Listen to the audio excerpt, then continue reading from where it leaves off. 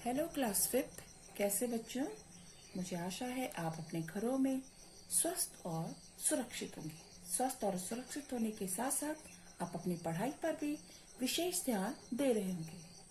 बच्चों, मैंने आपको अपनी पिछली वीडियो में हिंदी साहित्य का पाठ 1 विजयी विश्व तिरंगा प्यारा का वाचन करवाया था और समझाया था। इस बार मैं आपको हिंदी साहित्य का ही पाठ 2 लाल बहादुर शास्त्री जी के विषय में वाचन करवाऊंगी और समझाऊंगी। ठीक है, आप लोग सभी ध्यान से पाठ को समझेंगे और घर पर उसका वाचन भी करेंगे। एक अत्यंत गरीब परिवार में जन्मा बालक भी अपने परिश्रम, सद्गुणों व दृढ़ संकल्प के द्वारा इतिहास में अमर हो सकता है। इसके ज्वलंत उदाहरण थे भारत के द्वितीय प्रधानमंत्री श्री लाल बहादुर शास्त्री। ईश्वर को पसंद नहीं है सख्ती जुबान में, इसलिए नहीं दी हड्डी जुबान। यह पंक्तियां उस महापुरुष की हैं जिन्हें हम गुदड़ी के लाल मानते हैं, जिन्होंने नारा दिया था जय जवान जय किसान, जिनके जीवन का लक्ष्य था मधुर वचन उच्च विचार। वे थे हमारे भूतपूर्व प्रधानमंत्री लाल बहादुर शास्त्री। इतना ही नहीं, 2 अक्टूबर इतिहास का ऐसा दिन है जिस दिन 2 महापुरुषों ने जन्म लिया। पहले राष्ट्रपिता महात्मा गांधी और दूसरे लाल बहादुर शास्त्री। लाल बहादुर शास्त्री जी का जन्म उत्तर प्रदेश के रामनगर के एक साधारण परिवार में 2 अक्टूबर 1904 में हुआ था। इनके पिता शारदा प्रसाद स्कूल में अध्यापक थे। शास्त्री जी की मां सरल स्वभाव की महिला थी। शास्त्री जी ने अपनी मां से ही सच्चाई, स्वाभिमान तथा देशभक्ति की शिक्षा ग्रहण की थी। जब शास्त्री जी केवल 1.5 वर्ष के थे, तभी इनके पिताजी का देहांत हो गया। इनके परिवार पर मुसीबतों का पहाड़ टूट पड़ा, परंतु शास्त्री जी की मां इतनी स्वाभिमानी थी कि उन्होंने किसी के आगे हाथ नहीं फैलाया। वे उन्हें लेकर अपने पिता के घर चली गई। शास्त्री जी को नाना हजारी प्रसाद खूब लाड प्यार करते थे। उनके पास रहकर शास्त्री जी कुछ समय तक पढ़े, परंतु उनके नाना का भी देहांत हो गया और फिर से उन पर विपत्तियों का पहाड़ टूट पड़ा। अपनी पढ़ाई पूरी करने के लिए वे मामा के घर बनारस आ गए और किसी तरह अपना गुजारा करने लगे। उन्हें स्कूल आने के लिए गंगा नदी पार करनी पड़ती थी। कभी कभी नाविक को देने के लिए पैसे भी नहीं होते, तो वे तैरकर गंगा नदी पार कर लेते थे। मां शास्त्री जी को सिखाती, हार न मानना ही जिंदगी का दूसरा नाम है। जिंदगी में अगर सफलता प्राप्त करनी है तो उसके लिए मेहनत करना आवश्यक है। मां की इसी सीख ने शास्त्री जी को मुश्किल परिस्थितियों से स्वयं को निकाल लेने की ताकत और बुराई को पीछे छोड़कर अच्छाई के साथ आगे बढ़ने की प्रेरणा दी। एक बार की बात है, कक्षा में गुरुजी ने अंग्रेजी भाषा का पाठ पढ़ाने के बाद बच्चों को गृह कार्य दिया और कहा, कल सभी लोग अपनी अपनी रैपिड रीडर लाना। मैं हर बच्चे की उस किताब का निरीक्षण करूंगा और जो विद्यार्थी यह किताब लेकर नहीं आएगा उसे सजा भी दूंगा। शिक्षक की बात सुनकर शास्त्री जी उदास हो गए, क्योंकि उनके पास रैपिड रीडर नहीं था। उनका एक सहपाठी था गोलू, जिसने उत्सुक होकर उदासी का कारण पूछा। गोलू ने कहा, मित्र, तुम्हें किस प्रकार की मदद चाहिए?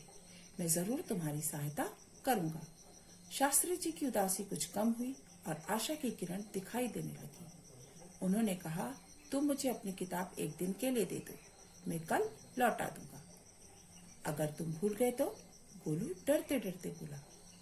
लाल बहादुर विश्वास पूर्वक बोले, नहीं दोस्त, मैं नहीं भूलूंगा। मैं तुम्हें विश्वास दिलाता हूँ कि मेरे कारण तुम्हें कोई परेशानी नहीं होगी। मैं किसी भी तरह रात में काम पूरा कर लूंगा और सुबह तुम्हारी किताब लौटा दूंगा। गोलू बोला, ठीक है, ले जाओ, किंतु यह ध्यान रखना कि यदि तुम भूल गए तो हम दोनों मुसीबत में ही पड़ जाएंगे। बच्चों, मैं आपको यहीं तक पाठ का वाचन करवाऊंगी और समझाऊंगी। इसके आगे का पाठ हम अगली कक्षा में पढ़ेंगे। यहीं तक इसी पाठ से संबंधित मैं आपको प्रश्न उत्तर भी दूंगी, जो कि आपको अपनी कक्षा कार्य कॉपी पे करने हैं। तो देखा बच्चों आप लोग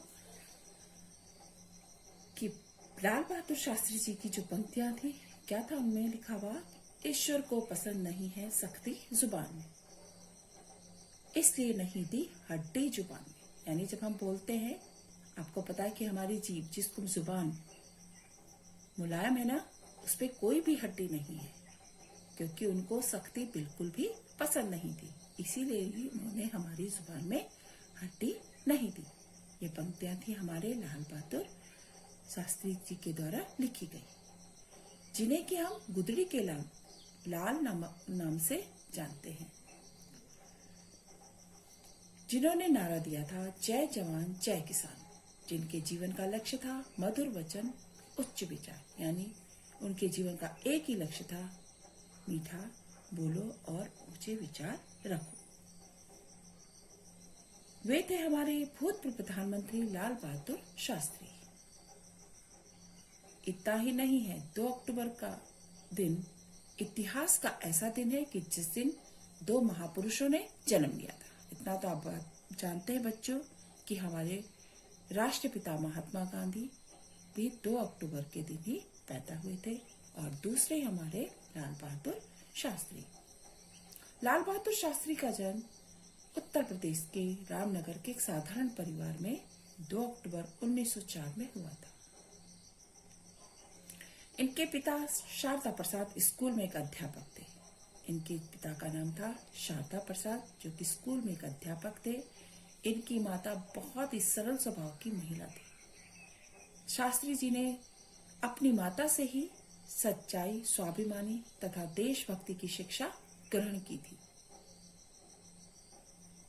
और जब शास्त्री जी केवल 1.5 वर्ष के थे, तभी इनके पिताजी का देहांत हो गया था, यानी इनके पिताजी की मृत्यु हो गई थी।